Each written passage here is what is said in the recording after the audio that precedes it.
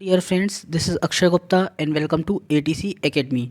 जैसा कि आपको पता है, हमारी सीटेट की रेगुलर क्लासेस चल रही हैं, जिसके अंदर मैं आपको अभी फ़िलहाल सीडीपी के जितने भी चैप्टर हैं आपके पूरे पेपर फर्स्ट सेकंड दोनों के लिए इसके important question, most important question और जो प्रीवियस ईयर में आ चुके हैं वो सब करा रहा हूँ। तो जल्दी से मेरे चैनल को आप लाइक और सब्सक्राइब कर देंगे, जिससे आपको आने वाले वीडियोस का नोटिफिकेशन भी मिलते रहे।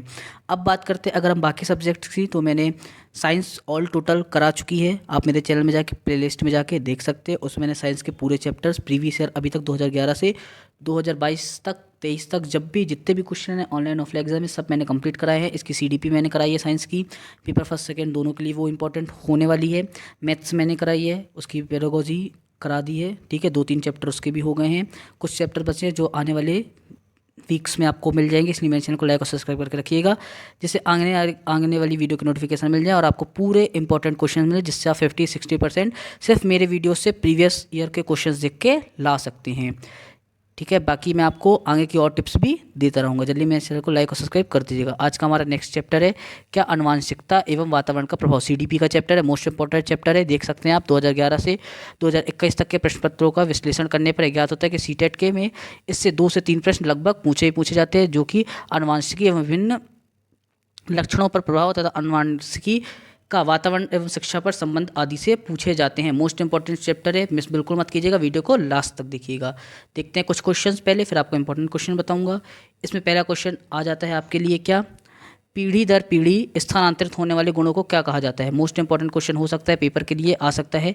क्या सामाजिक, आनुवंशिक, व्यवहारिक या व्यक्तित्व। तो सबसे आसान आंसर इसका क्या, आनुवंशिक गुण होते हैं जो पीढ़ी दर पीढ़ी एक दूसरे पे जाते रहते हैं, जेनेटिक्स। ठीक है, ओके, ये इसका सही आंसर है। देखते हैं नेक्स्ट क्वेश्चन सेकंड नंबर का। व्यक्ति अपने माता पिता के माध्यम से पूर्वजों की जो विशेषताएं प्राप्त करता है वो आनुवंशिकी कहते हैं। यह कथन किसका दिया था, जो आनुवंशिक का कथन है वो कथन दिया था आपको वुडवर्थ का। किसका है, वुडवर्थ का। इन्होंने आपका दिया था, जेम्स डेवर्ट नहीं है, रायवर्न नहीं है, मैकडूगल बिल्कुल नहीं है। ठीक है, इसका सही आंसर क्या है, वुडवर्थ, जिनने कहा था क्या कि व्यक्ति अपने माता पिता के माध्यम से पूर्वजों की विशेषताएं प्राप्त करता है। क्या कहते हैं हम उसे, वंशानुक्रम कहते हैं। एक बालक के शारीरिक गठन, रंग, रूप, आकार, बुद्धि एवं व्यक्तित्व में निर्धारण में मुख्य भूमिका होती है किसकी, वंशानुक्रम की, वातावरण की, एक या दो दोनों के, संस्कृति की। तो इसमें वंशानुक्रम वातावरण दोनों हो जाता है, जो उसके बुद्धि को, उसके विकास को, रंग रूप आदि को प्रभावित करता है। ठीक है, जो बुद्धि होगी उसकी, ठीक है, आकार, रंग रूप होगा, ये तो, और गठन होगा, शरीर गठन, ये कौन करेगा, ये वातावरण, वंशानुक्रम करेगा, वातावरण इसके व्यक्तित्व को निर्धारित करता है। ठीक है, मतलब इसमें दोनों की कहीं ना कहीं अंतःक्रिया होगी। देखते हैं नेक्स्ट फोर्थ नंबर का, क्या मंद बुद्धि माता पिता की संतान मद बुद्धि एवं तीव्र बुद्धि माता पिता की संतान तीव्र बुद्धि वाली होती है। यह कथन किसका है, तो यह कथन बताना है। ये किस पे, पहले तो ये तो आनुवंशिकी पे निर्भर करता है। ये कथन दिया था आपका गोल्डन ने। किसने, गोल्डन ने। हर्बर्ट स्पेंसर नहीं है, जीन प्याजे बिल्कुल नहीं है, और जिस बर्ट बिल्कुल नहीं है। इसका सही आंसर क्या है, गोल्डन का। ठीक है, जो बंद बुद्धि होती है उनकी संतान वैसी होती है, जो ज़्यादा तेज बुद्धि वाले तो आपने देखा भी होगा। ठीक है, देखते हैं नेक्स्ट क्वेश्चन। नेक्स्ट टाइप का, निम्नलिखित में से कौन सा किस बच्चे पर आनुवंशिकता का प्रभाव है। विशिष्ट शारीरिक लक्षण, विशिष्ट बुद्धि, विशिष्ट चित्रण। केवल ए, केवल बी, ए बी सी, ए और बी और सी। तो इसका सही आंसर क्या है, इसका सही आंसर आपका क्या, ए बी और सी। ठीक है, मतलब विशिष्ट शरीर, विशिष्ट बुद्धि और विशिष्ट चरित्र तीनों बच्चों पर आनुवंशिकी के प्रभाव के कारण होते हैं। देखिए नेक्स्ट क्वेश्चन आ रहा है आपके सामने, क्या नेक्स्ट क्वेश्चन पूछ रहा है 6 नंबर का। आनुवंशिकता तथा वातावरण परस्पर हैं, निर्भर हैं, पूरक है या सहयोगी है। केवल ए, केवल बी, केवल सी, ए और बी और सी। तो अगर इसका हम सही आंसर देखें तो इसका सही आंसर है आपका तीनों। जो आपका आनुवंशिक और वातावरण है परस्पर निर्भर भी होते हैं, पूरक भी होते हैं और सहयोगी भी होते हैं। नेक्स्ट क्वेश्चन 7 नंबर का क्या पूछ रहा है, ये पूछ रहा है आपसे, निम्नलिखित में से किस प्रकार के विकास पर आनुवंशिकता एवं वातावरण का प्रभाव पड़ता है। किस प्रकार के विकास पर, सामाजिक विकास, संवेगात्मक, मानसिक, शारीरिक। तो देखिए इसका सही आंसर क्या है, ये चारों जो होते हैं वो आनुवंशिकी और वातावरण से प्रभावित होते हैं, चाहे वो सामाजिक विकास हो, चाहे वो संवेगात्मक हो, या मानसिक हो, या शारीरिक हो। इसका सही आंसर क्या है, इसका सही आंसर भी 4th नंबर वाला है। देखिए नेक्स्ट क्वेश्चन, नेक्स्ट है, बालक में संपूर्ण व्यवहार की सृष्टि खालिस्तान और खालिस्तान की अंतःक्रिया द्वारा होती है। माता पिता के व्यवहार, इसमें तो एक ही बात कही गई है। उसके मित्रों, भाई बहन, उसके शिक्षकों, अभिभावकों के व्यवहार और अनुवांशिकी तथा वातावरण। इसका सही आंसर क्या है? अनुवांशिकी तथा वातावरण।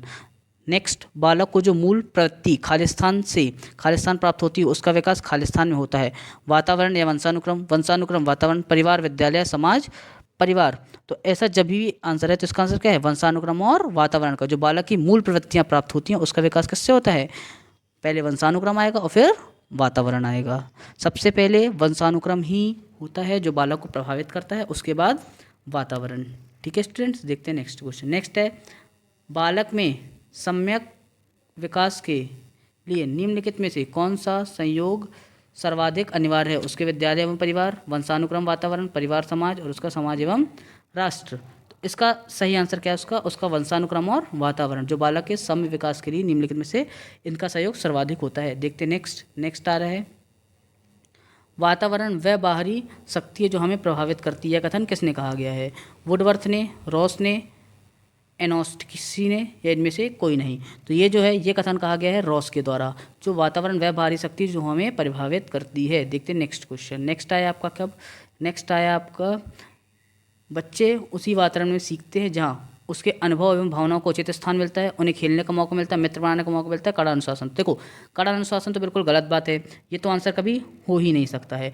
नेक्स्ट बोल रहा है उन्हें खेलने का मौका मिलता है, ठीक है, ये भी। उन्हें मित्र बनाने का मौका, हाँ सही है, लेकिन कुछ हद तक। सबसे सही क्या आंसर इसका? उसके अनुभव और भावनाओं को जहाँ उचित स्थान मिलेगा वहाँ वो उस वातावरण में जल्दी सीखेगा, ठीक है, वहाँ उसका मन ज़्यादा लगेगा, वो वहाँ ज़्यादा एक्टिव होगा। ठीक है, हमें हमेशा CDP में हो चाहे आपकी पेडागॉजी, इसमें बच्चे के हित के बारे में और उसको प्लस पॉइंट्स के बारे में बात करना कि वहाँ ज़्यादा कहाँ एक्टिव होता है, ये आप याद रखते तो आपसे दोनों के आंसर अच्छे से जाएंगे। अब देखिए, आप इसमें पूछ रहा है आप जो हैं दिल्ली के किसी केंद्रीय विद्यालय में शिक्षक हैं।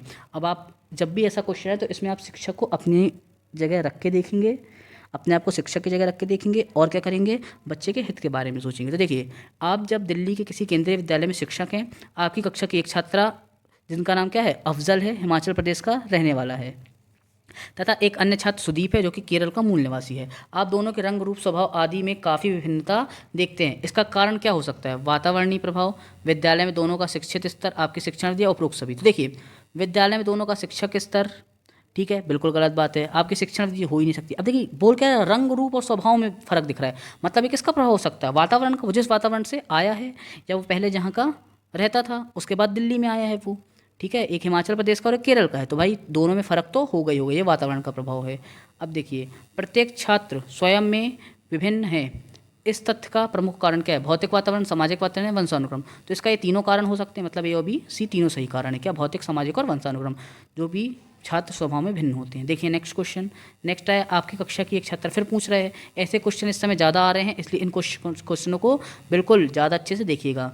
आपकी कक्षा की एक छात्रा कक्षा में रोज अनुशासनहीनता करता है, आप इस समस्या का समाधान हेतु निम्न में से कौन सा उपाय अपनाएंगे? बताइए, आप उनकी जगह होंगे तो। उसके वंशानुक्रम तथा वातावरण का पता लगाकर उसका सही दिशा में मार्गदर्शन करेंगे।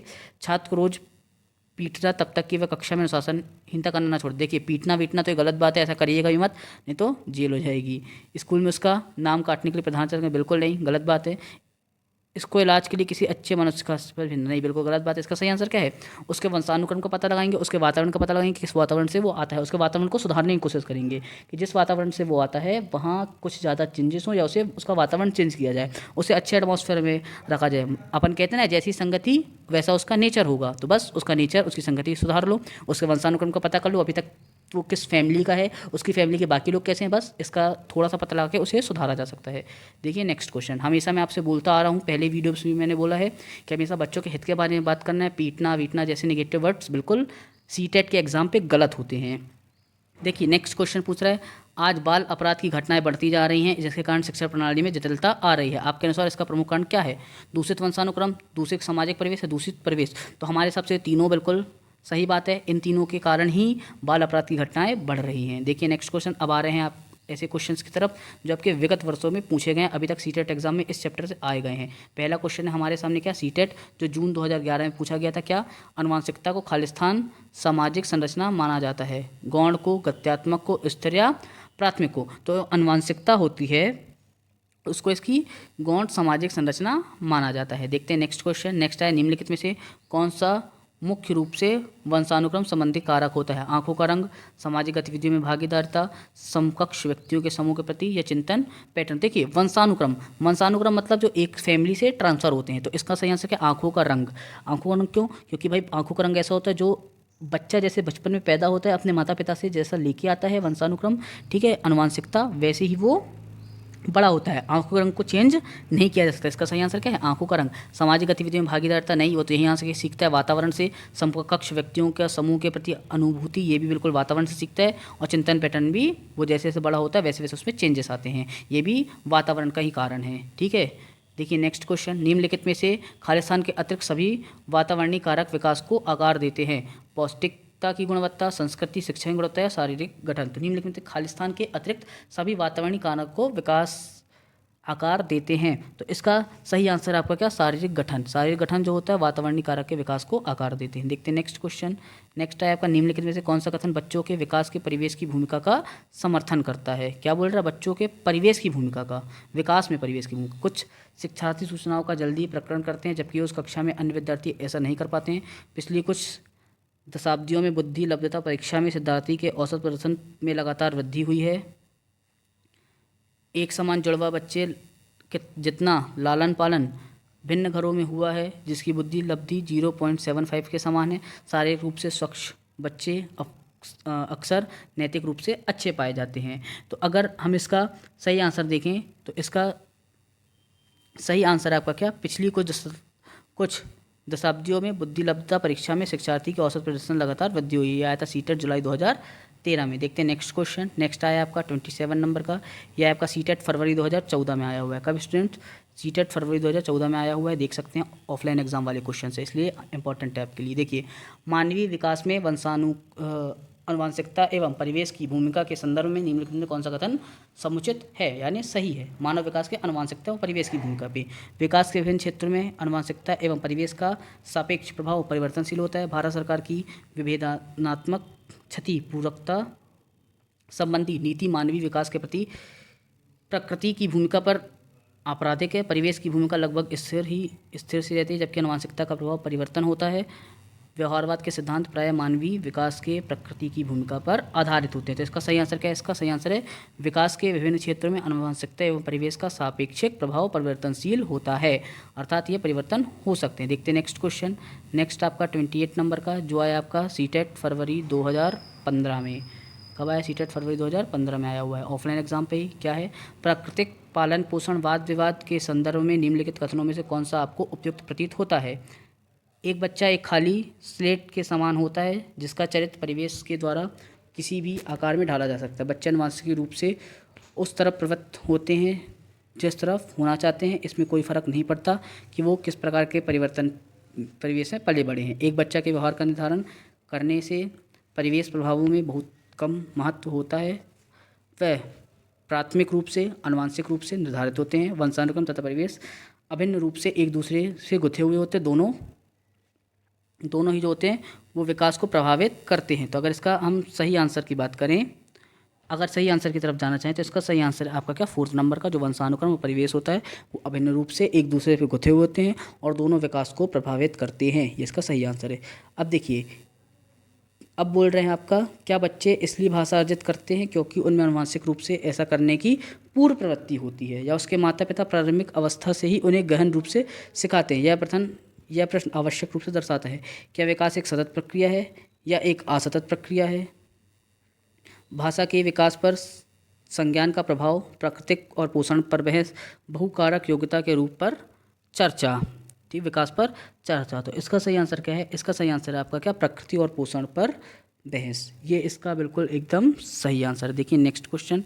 नेक्स्ट है, किसी व्यक्ति को आकार देने में वातावरण के घटकों की कोई भूमिका नहीं होती है क्योंकि प्रत्येक व्यक्ति की वृद्धि उसकी आनुवंशिक संरचना को निर्धारित होते हैं। यह कथन क्या है? ठीक है, क्योंकि बहुत से शोध यह सिद्ध करते हैं कि आनुवंशिकी पदार्थों की व्यक्ति के विकास की भविष्यवाणी करता है। ठीक नहीं है, क्योंकि वातावरण में घटक किसी व्यक्ति की वृद्धि और विकास में कम योगदान करते हैं। ठीक नहीं है, क्योंकि बहुत से शोध यह सिद्ध करते हैं कि विकास में वातावरण का बड़ा प्रभाव पड़ सकता है। और फोर्थ क्या है? ठीक है, क्योंकि व्यक्ति की आनुवंशिकता संरचना बहुत प्रबल होती है। तो अगर हम इसका सही आंसर देखें तो इसका सही आंसर है क्या आपका? ये बिल्कुल ठीक बात है कि किसी व्यक्ति को आकार देने में वातावरण के घटकों की भूमिका नहीं होती, क्योंकि प्रत्येक व्यक्ति की वृद्धि उसकी आनुवंशिक संरचना में निर्धारित होती। ठीक है, क्योंकि बहुत से शोध यह सिद्ध करते हैं कि विकास के वातावरण का बड़ा प्रभाव पड़ सकता है। बिल्कुल। देखते हैं नेक्स्ट क्वेश्चन। नेक्स्ट है खालिस्तान तथा खालिस्तान की विशिष्ट अन्योन्क्रिया का परिणाम विकास की विविध मार्गों में निष्कर्ष के रूप में होता है। सीटेट सितंबर 2016 में आया था। क्या? वंशानुक्रम, पर्यावरण, चुनौतियाँ, सीमाएं, स्थिर परिवर्तन या खोज, पोषण। तो इसका सही आंसर क्या है? इसका वंशानुक्रम और पर्यावरण। देखिए नेक्स्ट और लास्ट क्वेश्चन जो है था सीटेट दिसंबर 2019 में। ठीक है, क्या बोल रही है? ये बोल रहे हैं मानव विकास के संदर्भ में आनुवंशिकता तथा पर्यावरण की भूमिका के बारे में निम्नलिखित कथनों में से क्या सही है? आनुवंशिकता एवं पर्यावरण दोनों ही एक जटिल परस्पर क्रिया के रूप में मानव विकास को प्रभावित करते हैं। व्यक्तिगत भिन्नताओं की एकमात्र कारण आनुवंशिकता है। परिवेश प्रभाव एक रूपता से एक व्यक्ति के विकास को निर्धारित करते हैं। मानव विकास को ना तो आनुवंशिकता ना ही पर्यावरण प्रभावित करता है। तो देखिए, ना ही प्रभावित करते तो बिल्कुल गलत बात है। परिवेश तथा पूर्ण रूप से एक व्यक्ति विकास को निर्धारित करता है, बिल्कुल गलत बात है। व्यक्तिगत भिन्नताओं का एकमात्र कारण आनुवंशिकीय, बिल्कुल गलत बात है। सही आंसर क्या है? आनुवंशिकता एवं पर्यावरण दोनों ही एक जटिल परस्पर क्रिया के रूप में मानव विकास को प्रभावित करते हैं। यह था सीटेट दिसंबर 2019 में। वीडियो अच्छा लगा तो लाइक, चैनल को सब्सक्राइब कीजिएगा। मिलते हैं नेक्स्ट वीडियो में। आने वाले वीडियोज़ में आपको आगे के most important question next chapter कराने वाला हूँ। तब तक के लिए थैंक यू।